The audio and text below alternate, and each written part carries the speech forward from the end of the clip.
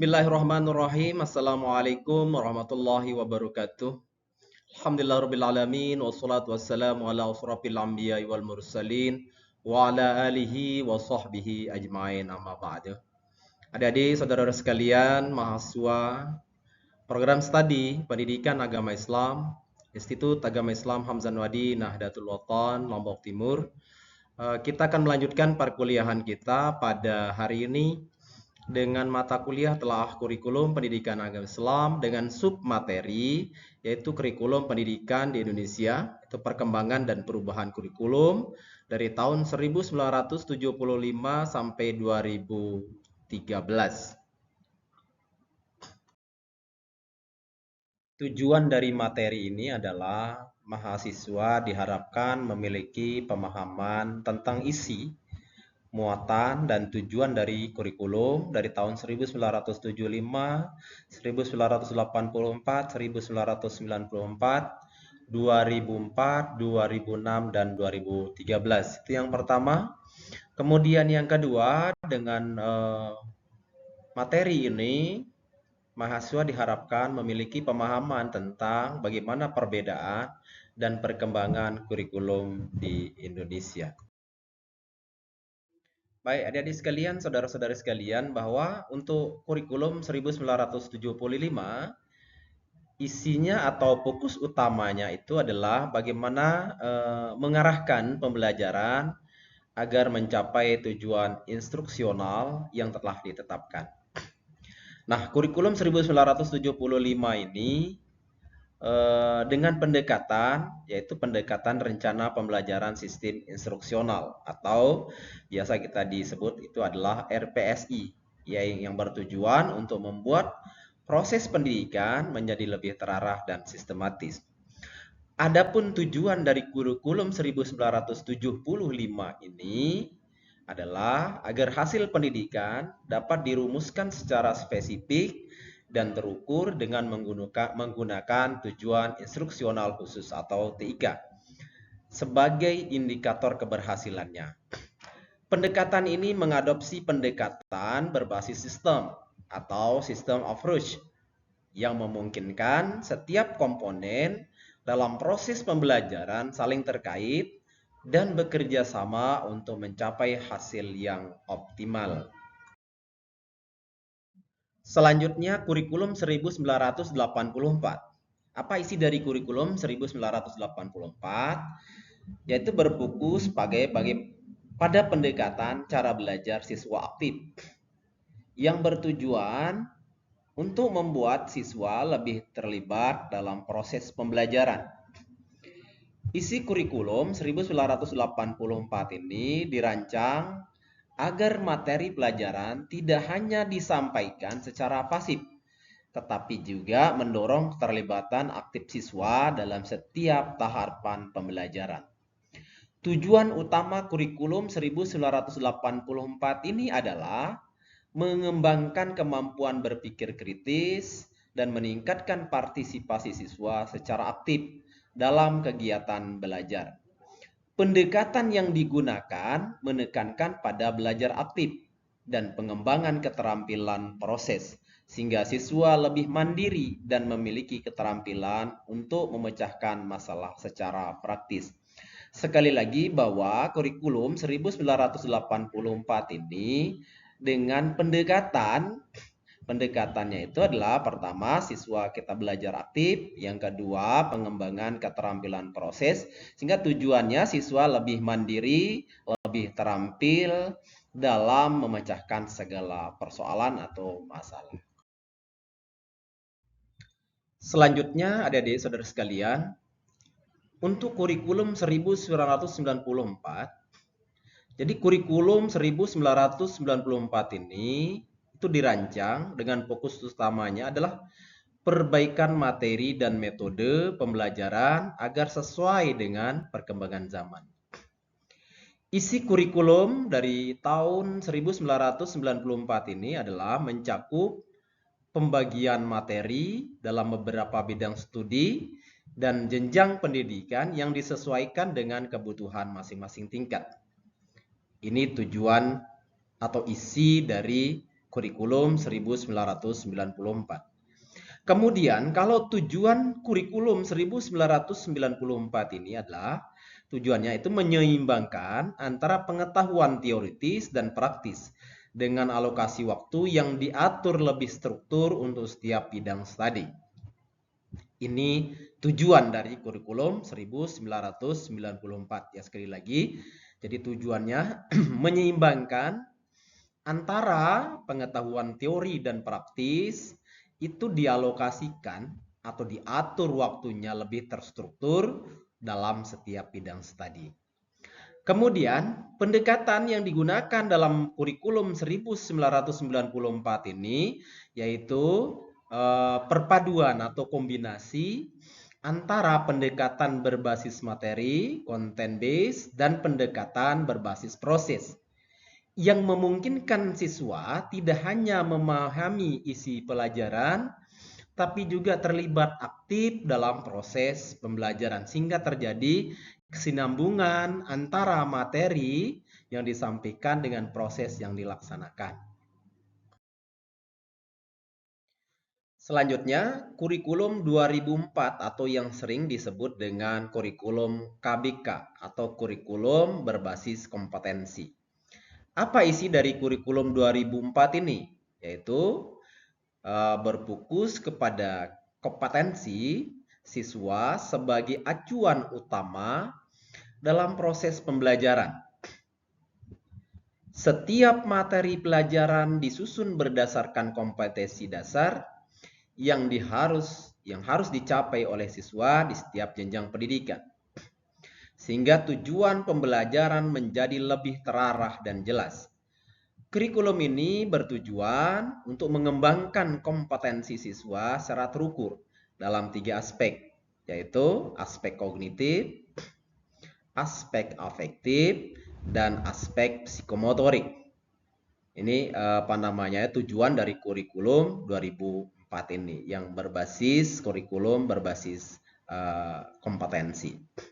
Adapun pendekatan yang digunakan adalah pendekatan berbasis kompetensi, di mana evaluasi atau penilaian dilakukan dengan fokus pada capaian kompetensi siswa. Jadi dengan demikian, kurikulum ini diharapkan mampu menghasilkan siswa yang tidak saja memiliki kemampuan memahami teori, materi secara teoritis, tapi juga memiliki keterampilan praktis dan sikap. Artinya memiliki kompetensi, siswa itu memiliki kompetensi yang ditetapkan. Ini adalah tujuan dari kurikulum 2004 atau kurikulum berbasis kompetensi. Jadi sekali lagi, kurikulum 2004 itu siswa diharapkan sekali lagi tidak saja memiliki kompetensi, tidak saja memiliki pemahaman tentang materi secara teori, tetapi diberikan juga keterampilan praktis dan sikap dengan kompetensi yang ditetapkan. Adik-adik, saudara sekalian, selanjutnya adalah kurikulum 2006. Apa isi dari kurikulum 2006 ini?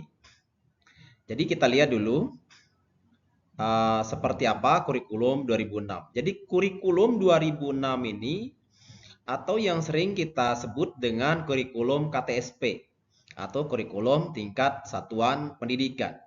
Jadi kurikulum 2006 ini kurikulum yang menekankan, yang memberikan otonomi kepada semua sekolah untuk menyusun kurikulum mereka sendiri. Jadi ini kurikulum 2006 itu adalah kurikulum yang diistilahkan dengan kurikulum tingkat satuan pendidikan atau kurikulum KTSP yang seperti yang kita lakukan, kita dengar ya.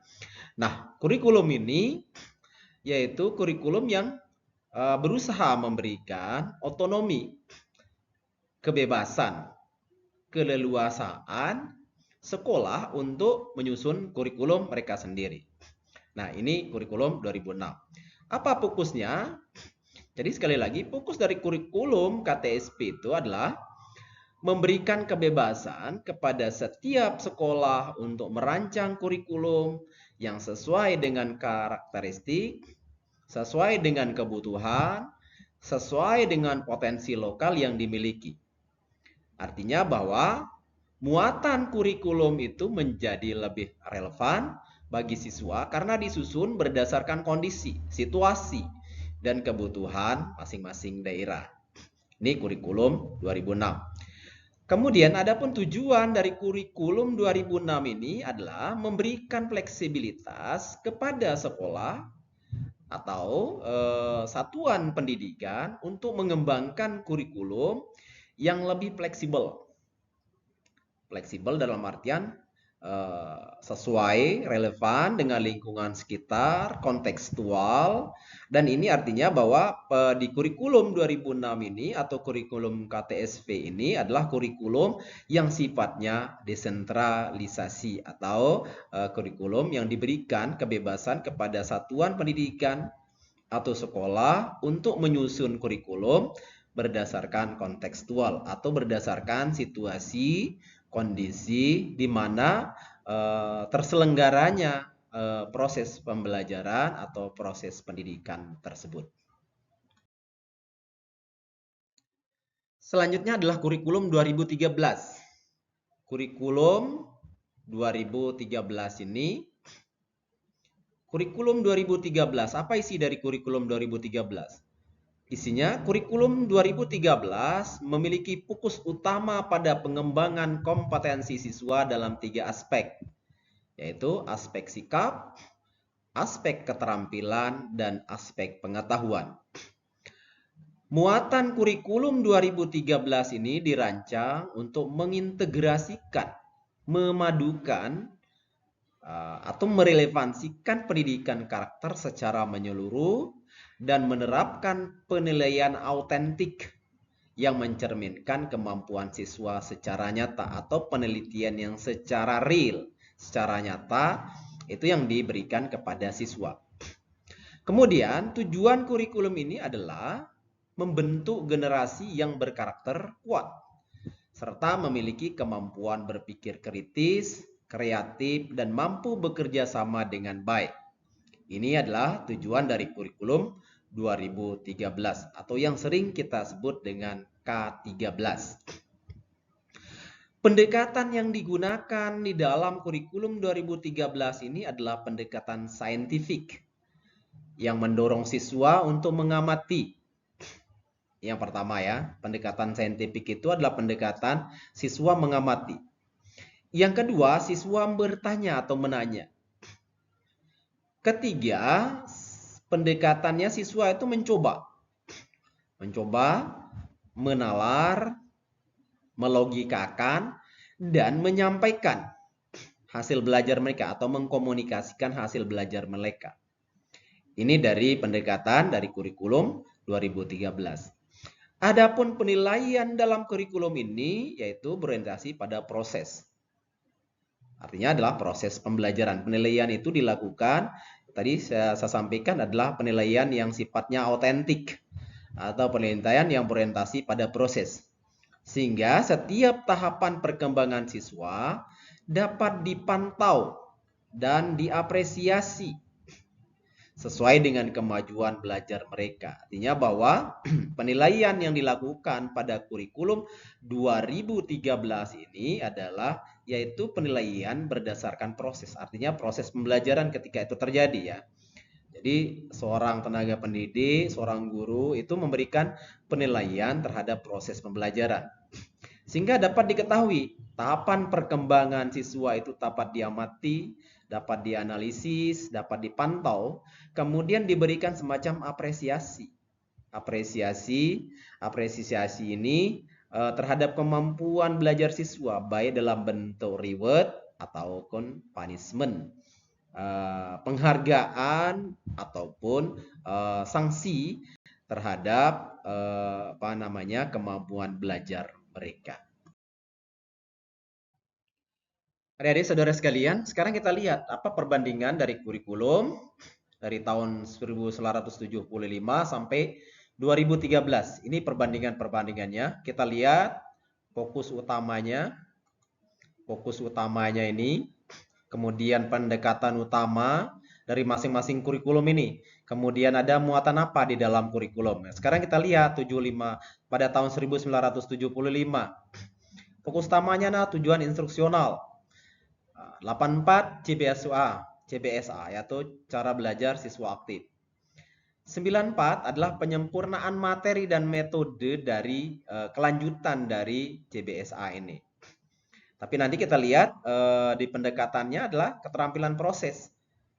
Keterampilan proses saja. Tetapi kalau dari kurikulum 1994 ini, keterampilan proses itu digabungkan, diintegrasikan dengan materi, materi dengan proses pembelajarannya. Ini di perbandingannya. Kemudian kalau muatan kurikulumnya dari tahun 75 itu berbasis RPSI. Kemudian partisipasi siswa untuk 84. Nah, di 94 ini sudah ada pembagian bidang studi. Pembagian bidang studi ya, penyempurnaan materi, kemudian gabungan atau kombinasi materi dan proses, kemudian muatan kurikulumnya adalah pembagian bidang studi. Kemudian tahun 2004. Jadi ini fokus utamanya adalah kemampuan siswa. Kemampuan siswa. Jadi pendekatannya adalah berbasis kompetensi berdasarkan kemampuan. Nah, muatan kurikulumnya adalah kompetensi dasar.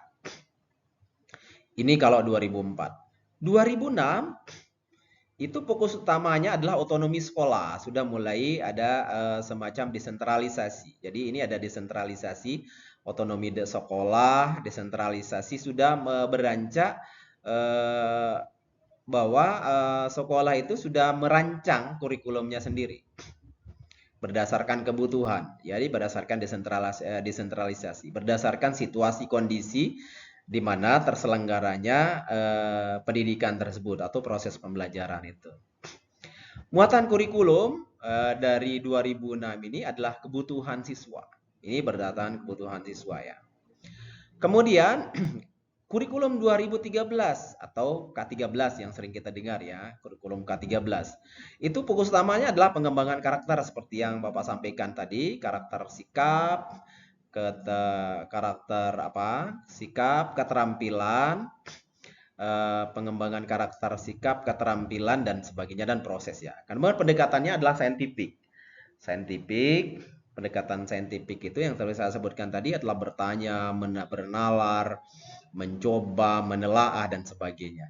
Kemudian muatan kurikulum ini adalah pendidikan yang dilaksanakan berdasarkan penilaian autentik. Jadi berdasarkan penilaian proses, penilaian yang nyata dilakukan oleh seorang guru, penilaian yang secara real dilakukan oleh guru untuk memberikan proses pembelajaran. Sekali lagi di sini di kurikulum 2013 ini adalah muatan kurikulumnya itu atau proses pendidikannya itu yaitu diberikan semacam